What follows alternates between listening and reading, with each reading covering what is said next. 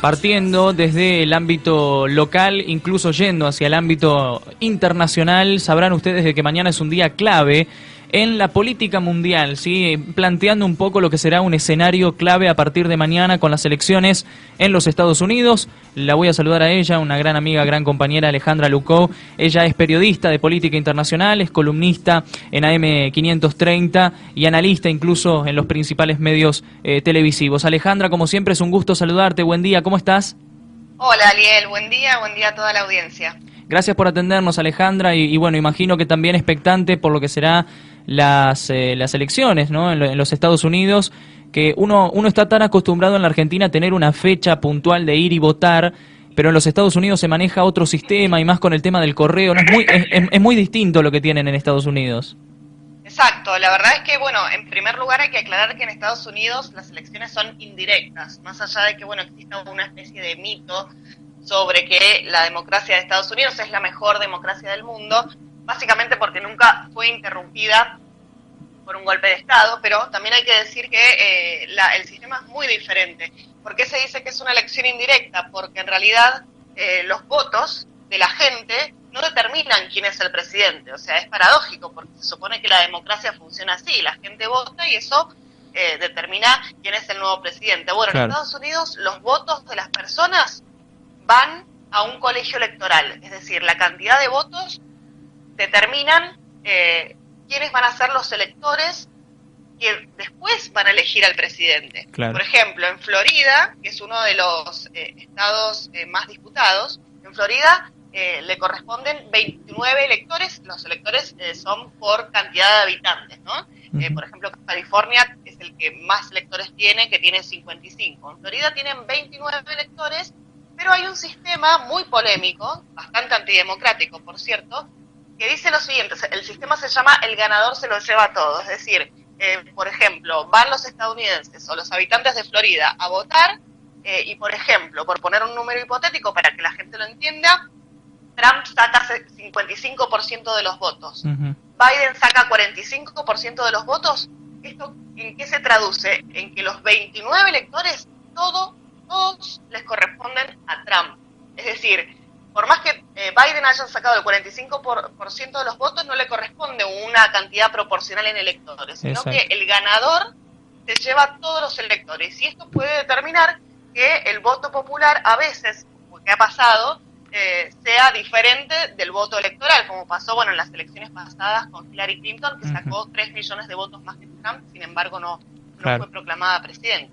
Sí, exacto. No, y así se plantea un escenario, lógicamente, de incertidumbre, ¿no? De cara a lo que serán estas elecciones, con lo que ha sucedido incluso, y bueno, y en un marco, además, totalmente distinto al que uno se pensaba que iba a llegar el propio presidente Trump a esta altura del año.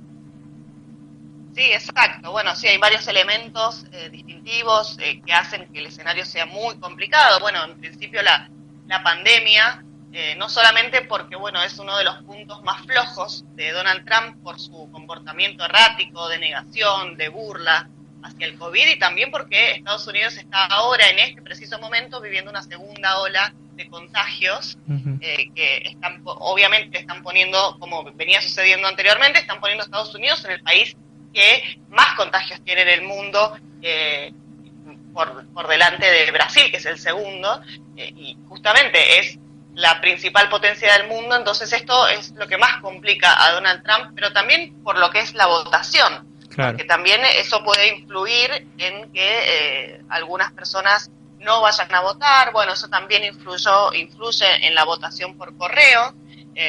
Hasta ahora casi más de 90 millones, o sea, y no es un número bastante grande, más de 90 millones de estadounidenses ya votaron por correo. Donald Trump dice que puede llegar a ser una fuente de fraude, entonces tampoco sabemos si se van a reconocer los resultados, pero bueno, eso complica la situación, pero también hay otras situaciones como la cantidad de protestas por la violencia policial y la xenofobia que están atravesando desde hace varios meses el país, la crisis económica, el producto de la pandemia, bueno, varios elementos que cruzan y por supuesto también todo lo que va a pasar en el mundo, porque todo el mundo depende del resultado de las elecciones, porque en alguna medida dependemos de la orientación política de Estados Unidos para saber cómo y por qué vamos a desarrollar en los distintos países cierta política para poder, no sé, puede ser resistir a su embestida, a su influencia, o acompañar, eso dependiendo del gobierno del país que sea, ¿no? Ujú. Ale, ¿cómo es el tema de las votaciones por correo? ¿Esta decisión se tomó por esta pandemia o ya se manejaba también esto? No, la votación por correo siempre existió en Estados Unidos, porque hay que decir que Estados Unidos, además de tener ese sistema que expliqué recién, también tiene varios escollos que hacen que la votación sea un poco difícil. En principio hay que aclarar que la votación no es obligatoria. Por lo general, en las últimas elecciones ha votado la mitad de la población total de Estados Unidos, pero el sistema por correo es una alternativa, porque también otro escollo es el hecho de que la elección se realiza un martes, que es un día laborable. También otro elemento es que no es que las personas estén en un padrón, van y votan y listo. Vos te tenés que inscribir para votar y cada estado tiene una legislación diferente de cómo se computa el voto, de hasta cuándo te podés inscribir para ir a votar. Hay estados que si no te inscribís hasta 3 semanas antes de la votación, ya después no podés inscribirte y por supuesto tampoco podés votar.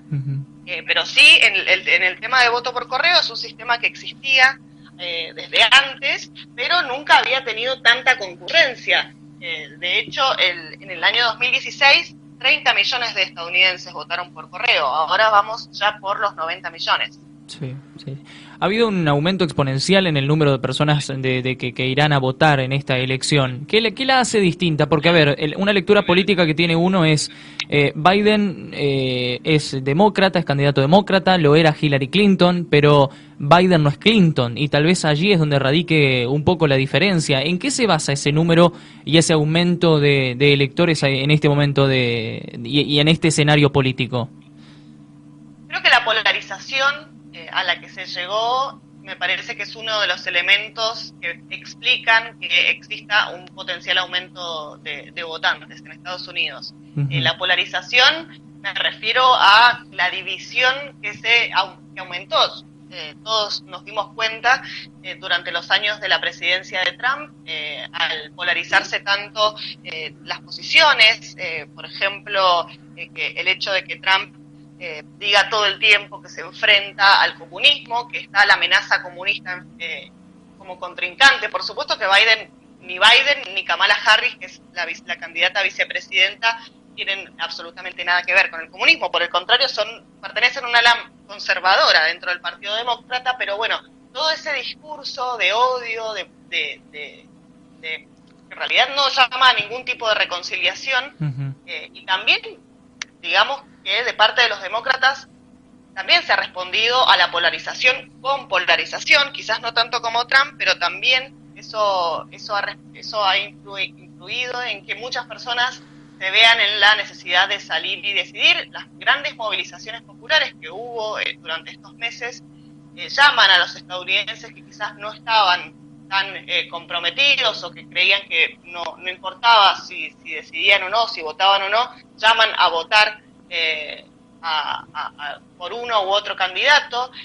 Hay otra situación también que es el tema de la pandemia, de cómo va a seguir la economía, que también preocupa a muchos estadounidenses. Y después un elemento importante me parece el tema de la juventud, que la juventud en el caso del Partido Demócrata se empezó a identificar cada vez más con el ala más de izquierda, entre comillas, de Estados Unidos, que es el ala representada por Bernie Sanders,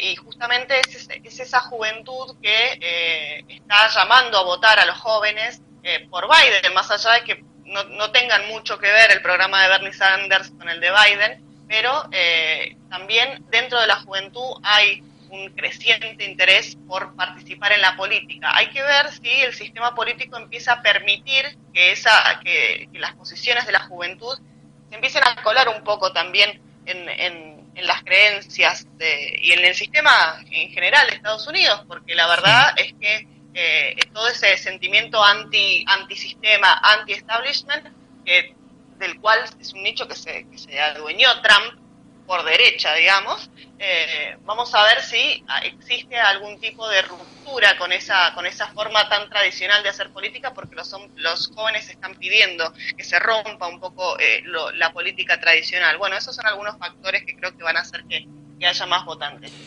Bien, Ale, bueno, quiero por allí cerrar agradeciéndote estos minutos y bueno, entendiendo también las cuestiones laborales que uno tiene en la mañana y la agenda, por supuesto, cargada. Gracias por estos minutos para darnos. Y sin, obviamente, querer meterte en una futurología que entiendo que para muchos analistas es muy difícil, trazando por allí un camino. ¿Qué es lo que puede llegar a suceder el día de mañana y cuál será tal vez la repercusión que tenga Argentina inmediata, la relación incluso entre el presidente Alberto Fernández y cualquiera de los dos candidatos que pueda mañana quedarse con la presidencia de los Estados Unidos? Bueno, en principio hay que decir que las encuestas, la mayoría de las encuestas dan algunos puntos interesantes de ventaja para Biden, de 5 a 10 puntos de ventaja.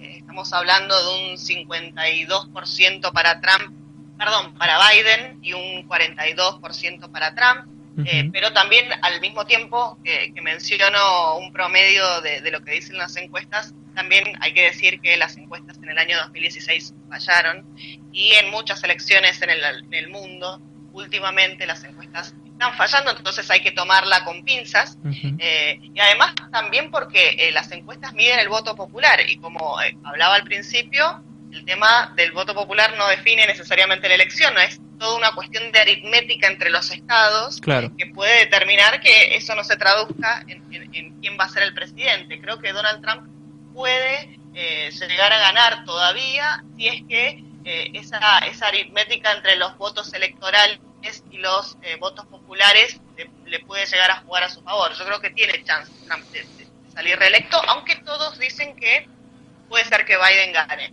Pero bueno, no habría que verlo.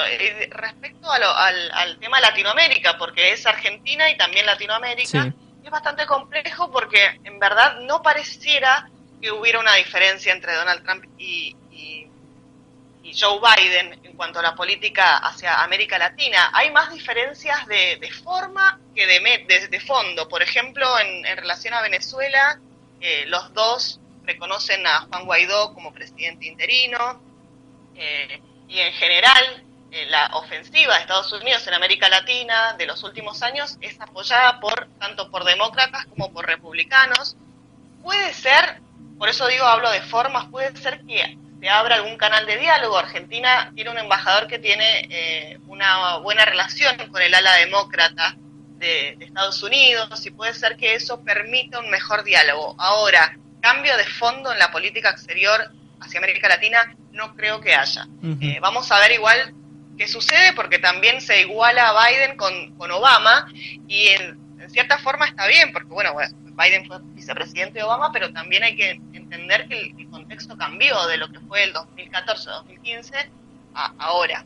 Sí. O sea, la disputa con China se agravó notablemente y eso no fue por Trump, fue por una situación estructural. Entonces, eso también va a seguir determinando la relación de los países latinoamericanos con Estados Unidos, porque Estados Unidos está obligando prácticamente a los presidentes a elegir entre Estados Unidos y China y eso los pone en una situación muy complicada porque China ya tiene mucha presencia y eso no va a cambiar. Entonces, me parece que por ese lado puede llegar a ir la política exterior y lo que pueda pasar en América Latina. Sí, totalmente. Alejandra, siempre es un verdadero gusto y un placer poder charlar contigo. Un abrazo gigante y estaremos en comunicación cualquier novedad que aparezca en cualquier plano. ¿Sí? Un abrazo enorme. Bueno, gracias a ustedes por la comunicación. Un abrazo. Un abrazo.